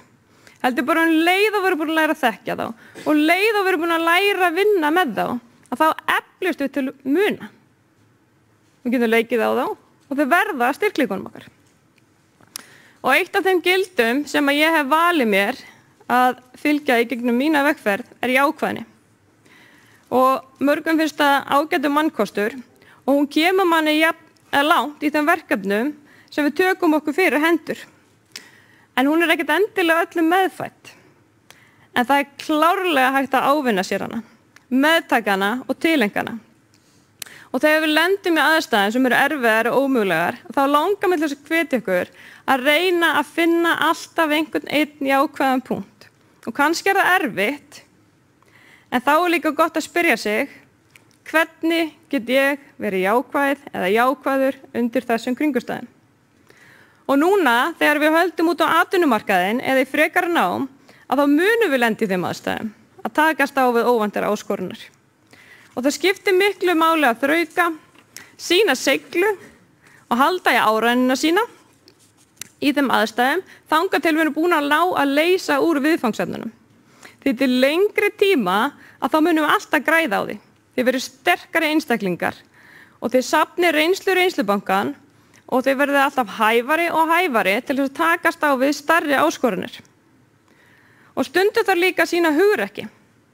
Það þarf að sýna hugrekki við erfiðar aðstæður til þess að taka afstöðu með ýmsum málefnum. Það getur verið erfitt að þurfa að synda á móti straumnum. Og ekki síst til þess að fylgja leið hjartans. Gera það sem ykkur langar raunverulega til þess að gera í lífinu. Og við erum öll einstaklingar með sama tilverurétt, sama hverja skoðunar okkar eru, litarhaft, trúarbrögð og kynhneigð. Og við þurfum líka stundum að sýna hugrekki til þess að brjótast úr viðjum vanans og fylgja þessum draumum eftir. Það skiptir ekki máli hvað maður sleginn oft niður. Það sem skiptir raunverulega máli hvað maður stendur oft upp aftur. Og mér langar til þess að hvetja ykkur til þess að íhuga hvernig þið komist á þann stað sem mikilvægur fyrir ykkur. Ekki mikilvæg fyrir aðra, heldur ykkur. Við höfum ólíkt verðmætamat. Einu sem finnst mikilvægt að eignast stórt hús og öðru langar til þess að stunda jóga á flestum stöðum í heiminum. Þetta allt jafn mikilvægt. Svo framalega sem þið að gera það á ykkar forsendum. Og stundum talað þegar maður fer í nám eða leitar eftir draumnum sínum, að maður þurfa að fórna einhverju. En maður raunverulega að fórna einhverju? Maður ekki bara að forgangsraða? Ef við ætlum okkar ná langt í íþróttum, að þá telur hver einasta æfing. Hvert einasta skipti sem við lærum heima telur þegar við þurfum að taka próf. Við erum að leggja inn á bankareikningin okkar. Og þessi innlögn, hún mun ávaxtast. Og þegar kemur á úttekt eða skuldardögum, að þá muni svo sannarlega njóta góðs af því að hafa forgangsraðað. Það nefnilega þannig að ef maður þráir eitthvað nógu heitt, að þá mun maður finna leiðina. Annars mun maður bara finna afsökunina. Og mér langar að segja ykkur örstutt á sögu af vini mínum, eða eiginlega bróði mínum. Hann býr í öðru landi, hann býr í Nepal. Mér langar að segja ykkur aðeins smá dæmi verðmætamat. Og hann sérpi og var alinn upp í Himalaya fjallgarðinum og kom með heimsækja mig til Íslands fyrir 3 árum síðan. Og við fórum Suðurlandi, keyrðum og við fórum með heimsækja frænku mína. Og frænka mín rekur hótel og við komum að inn og hann var að koma í fyrsta skipti til Eyju og alltaf fyrsta skipti að ferðast út fyrir landi og svo hvíslar hann svona að mér og segir: "Vá, hvað frænka þín rík." Og ég svona horfi á hann því það var nú kannski ekkert endilega umhverfinu sem benti til þess að hún var efnari en aðrir og ég segi: "Já, dendi minn, af hverju finnst þið það?" Og svarið hans var: "She provides so many people work." Og við héldum ferðalaginu áfram. Og við komum á bóndabæ daginn eftir og förum í fjósið og fáum að sjá og upplifa sveitina. Og síðan þegar við erum að keyra í burtu Þá segir hann, Villa, this is the richest man I've ever met. Og ég svona horfa á hann áttur, já, hvað af hverju segir það? Hann á 100 kýr, en fjölskylda mín á bara 1. Og mér langar til þess að biðja ykkur að íhuga, hvað það sem verðmætt fyrir ykkur? Það ekki alltaf bara bankareikningurinn og það. Og svo það hinpóllinn á þessu öllu saman, að það hvernig við ætlum að hafa okkur á ábyrgan hátt, þannig að við skilum jörðunni sem við göngum á til afkomandi okkar á þann hátt á hans í lífvænleg. Þetta jörðin sem við erum með að láni. Þetta móður okkar sem nærir okkur, fæðir okkur og klæðir. Og það skrítin tilhugsun að hugsa til þess að mörg okkar munu sennilega lifa þann dag að það sjá Snæfellsjökul verða án jökulhettu. Og hvað gerist? Munu þá heita Snæfell. Þetta umhugsunarvert og þetta alvarlegt mál og þetta að gerast allt í kringum okkur. Í sjónum, í náttúrunni. Og þurfum við raunverulega allt það sem við teljum okkur þurfa? Hvað tilbúin þörf og hvað raunveruleg þörf? Getum við stigið eitt skref tilbaka? Getum við unnið með það sem í gamla daga var sagt, maður manns gaman? Þess að við njótum félagskaps hvors annars, en við þurfum ekki endilega að skreita okkur með öllum heimsins veraldlegu munum eins og að sé einhver gæðastimpill á það, hver við erum og hvað við stöndum fyrir. Gætum við kannski átt aðeins færri og vandari hluti í staðinn fyrir að hafa allar skúffur og skápa tróðfulla. Og svo það vináttan og kærleikurinn sem mikilvægt að minnast á degi sem þessum. Það sem að þið að fagna með ykkar nánustu, uppskýra með vinum ykkar og þið deilið öll reynslu hér í dag, síðustu ára með þeim sem að þið eru útskrifast með. Og kærleikurinn, hann á að flæða á milli okkar. Hann það dýrmætasta sem við eigum og hann kostar akkurat ekki neitt. Og við getum ekki metið hann til fjár. Það eru engar veraldlegar eignir sem geta komið í hans stað. Og hann algjörlega ómælanlegur. Það ekki til neitt kærleiksskali, það nokkuð. Hámarkan var einhvern tíma skalan, ég held ekki.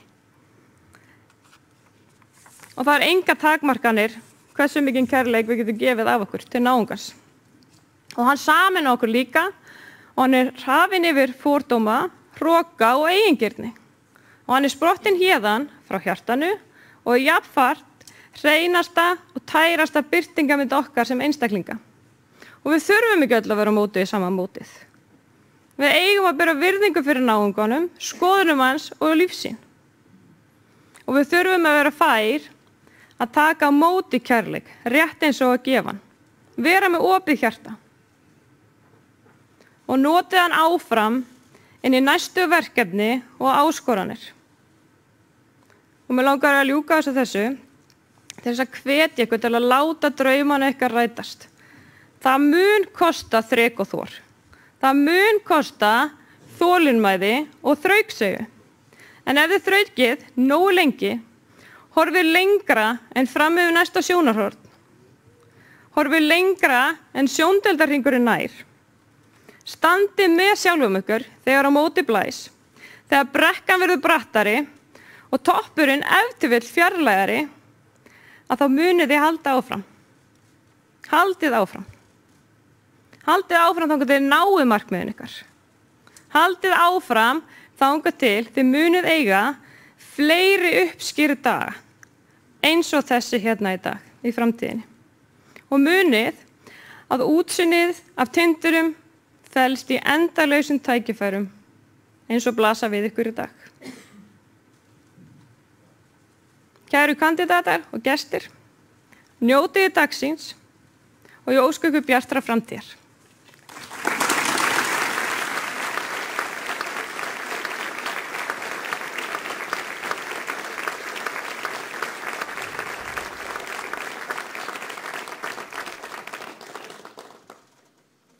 Já, nú mikilvægt að við förum eftir tilmælum hennar Vilborgar, Ekki það að stunda jóga, heldur að muna að njóta.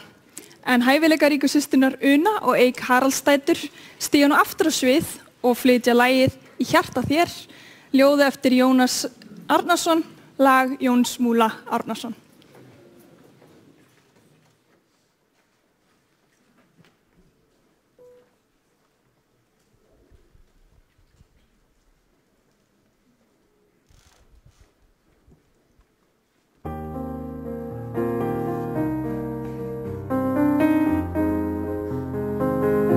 Í augum þér, ég leyndan fjarsjóð finn, í faðmi þínum rætir straumur minn, þú hefur með brosi þínu brotist inn í hjarta mér.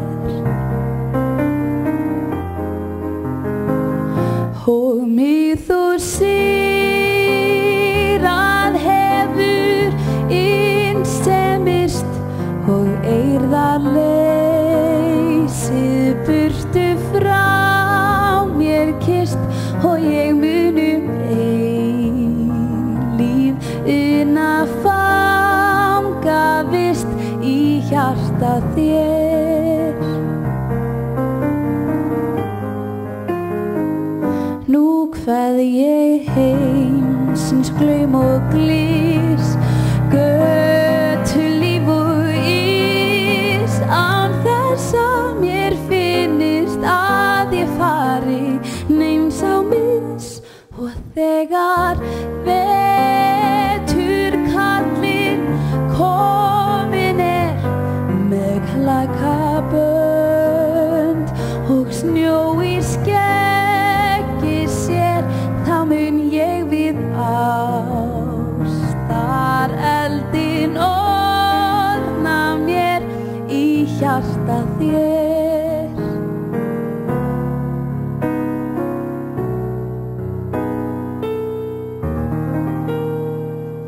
Takk fyrir.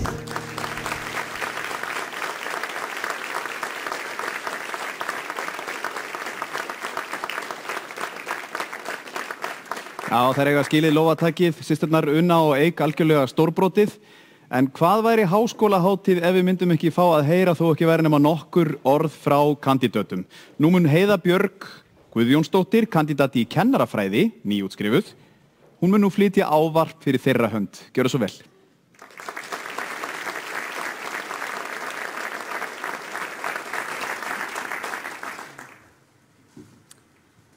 Rektor, kandidatar og aðrir gestir. Mér hlotnast sá heiður að flytja ræðu fyrir hönd kandidata. Ég heiti Heiða Björg Guðjónsdóttir og í dag er ég að ljúka námi í kennarafræði hér við Háskólann á Akureyri. Mér langar til að byrja á því að óska samnemendum mínum innilega til hamingju með áfangan. Nú er þessum kafla í lífi okkar lokið og það má með sanni segja að þetta hafi kostað blóð, svita og tár. En mikið ofboðslega sem þetta er búið að vera gaman. Ég held að ég geti sagt fyrir hönd flestra hér inni að þessi tími hafi ekki eingöngu fært okkur háskólagráði í farteskið, heldur einnig mikið af góðum minningum og vináttu sem varir að eilífu. Ef það er eitthvað sem ég hef lært í þessu námi, að náminu sjálfu ólöstuðu, þá er það samvinna með öðrum nemendum og það að þolinmæða og þrautseigja kemur manni býsna langt áfram. Stúdentalífið og námið í heild er búið að vera frábært. Þetta litla persónulega skólasamfélag sem ríkir hér í HA er einstakt. Þegar ég hóf námið fyrir 3 árum, þá er mér minnisstæði ræða rektors á nýnemadögum. Hann ávarpaði hópinn og myndi okkur á að þó svo að við værum að hefja langt og strembið nám, þá hvatti hann okkur eindreið að vera dugleg að taka þátt í félagslífi háskólans til að fá sem mest út úr skólagöngunni. Við vorum góður hópur sem hafði þetta að leiðarljósi. Ef það væri ekki fyrir sveigjanlega námið hér í HA og liðlegheit kennara og starfsfólks, þá væru eflaust einhverjir einstaklingar ekki að útskrifast hér í dag. Þar á meðal ég. Að vísu hef ég fengið ómetanlega aðstoð frá fjölskyldu minni, En það eru ekki allir svo lánsamir að hafa gott bakland. Hérna inni eru margir sem hafa farið gegnum námið með 1 eða fleiri börn, í hálfri eða fullri vinnu og ennfremur eru nemendur hér sem hafa verið nálægt því að gefast upp vegna kvíða, óöryggis, peningaleysis eða öðrum erfiðum aðstæðum. En við erum hér í dag vegna þess að við heldum þetta út og unnum baki brotnu. Því vil ég meina að við eigum að fagna þessum glæsilega áfanga. Fyrir rúmum mánuði síðan var ég þannig þengjandi að mér þótti ekki svo merkilegt að vera útskrift 15. júní, vitandi að mín bíða 2 ár til viðbótar til að geta öðlast titilinn grunnskólakennari. Ég var búin að hugsa mér að líta við á brautskráningu, grípa skírteini mitt, koma kannski við á kaffi Ilm eftir athöfnuna, fá mér inn að sniða Magnúsasælu og henda mér svo í vinnugalan og taka vakt seinnipart þessa dags.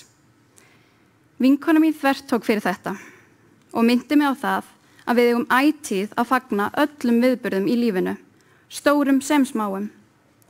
Lífið er svo ótrúlega hverfult og ef við stöldrum ekki við til að fagna áfengum líkt og þessum, þá erum við ekki að njóta lífsins til fulls. Þetta er að sjálfsögðu hárrétt, kæru kandidatar. Við erum búin að hafa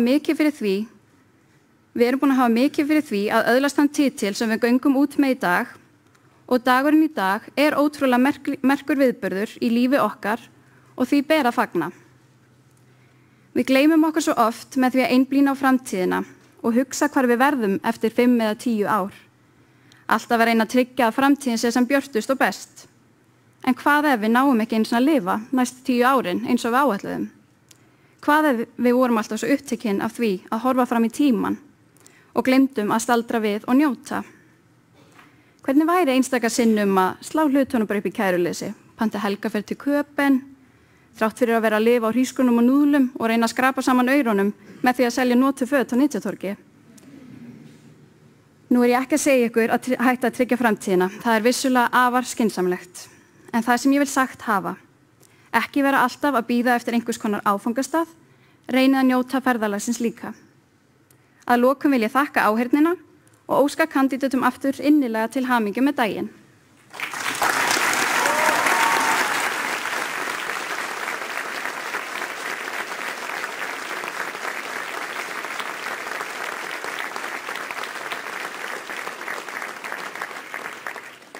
Góðvinir Háskólans á Akureyri munu nú veita viðurkenningar og það er Einar Brynjólfsson, formaður góðvina, sem afhendir viðurkenningarnar.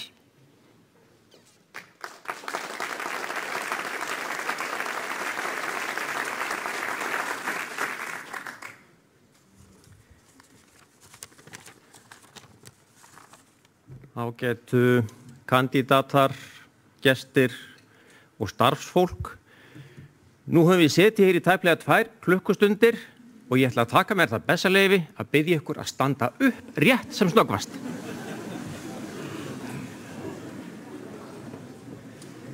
Aðeins svona örlítið svona standa á öðrum fæti jafnvel. Takk.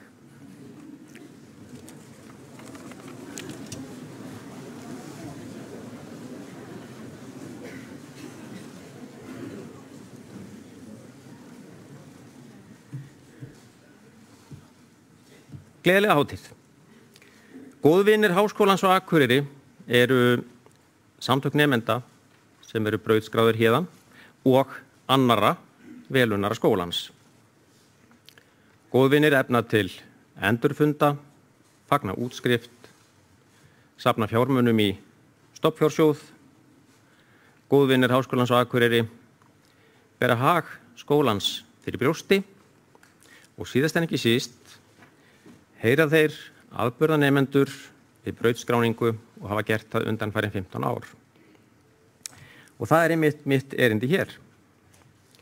Heiðursverðlaunin eru nælur sem Kristín Petra Guðmundsdóttir smíðar og það er von okkar að handhafar þessar viðurkenningar beri þær nælur með stolti. Næla þessi er eftirlíking listaverksins Íslandsklukkan eftir Kristinn Hrafnsson sem stendur hér á lóð skólans og hringt er 1. desember ár hvert.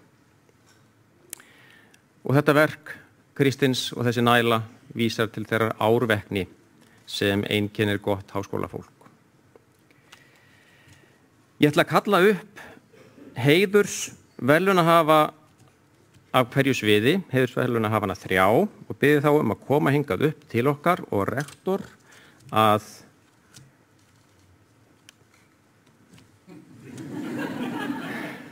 Ég verið taumi.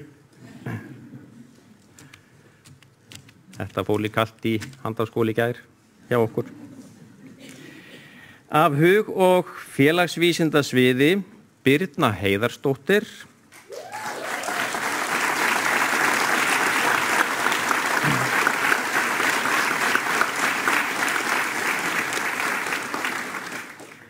Af heilbrigðisvísindasviði Helga Margrét Jóhannesdóttir.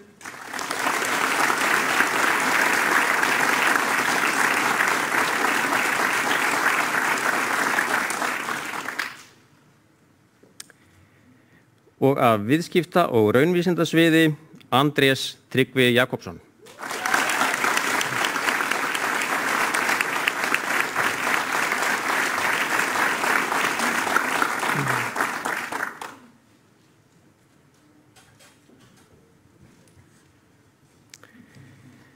Birna Heiðarsdóttir, kandídat í fjölmiðlafræði, hefur verið ötul talskona Háskólans á Akureyri og tekið virkan þátt í félagsstörfum skólans frá því hún hóf nám. Hún sat í stjórn Kumpána, gegndi embætti formanns kynningarnefndar og sat í stúdentaráði. Sem formaður kynningarnefndar fór hún hringferð landið og hvatti nemendur til að setjast á skólabekk við Háskólan á Akureyri.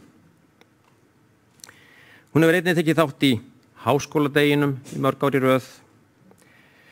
Auk þess hefur hún tekið að sér hinni ýmsu sjálfboðaliðastörf í þágu skólans og SHA. Birna jákvæð, metnaðarfull og kraftmikil. Það er alltaf hægt að treysta á Birnu og hún hefur veitt kynningarsviði Háskólans ómetanlega aðstoð. Hún hefur staðið sér það vel að henni hefur verið boðið starf við sviðið.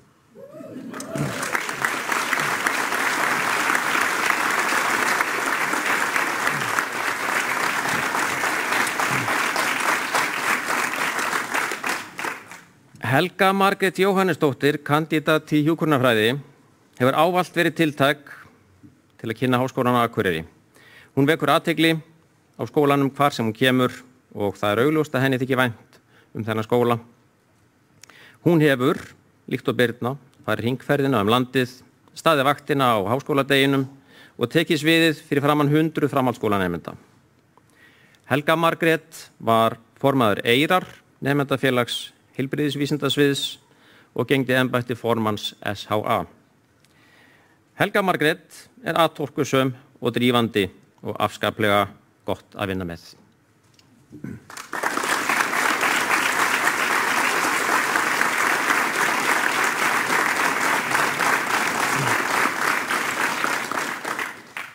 Andrés Tryggvi Jakobsson, kandídat í líftækni, hefur tekið virkan þátt í hagsmunagæslu stúdenta og verið afar virkur í háskólasamfélaginu.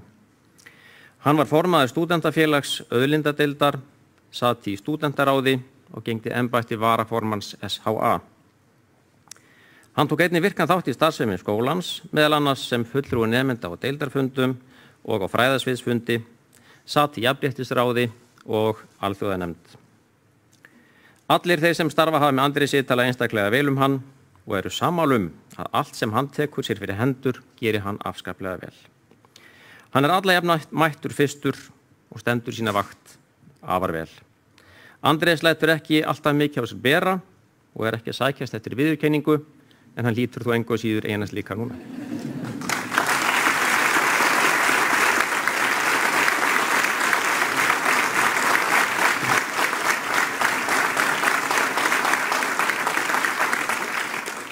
Góðvinir Háskólans á Akureyri óska Birnu, Helgu Margréti og Andrési Tryggva farsældar í lífi og starfi. Þau eru og verða Háskólanum á Akureyri til sóma. Takk fyrir.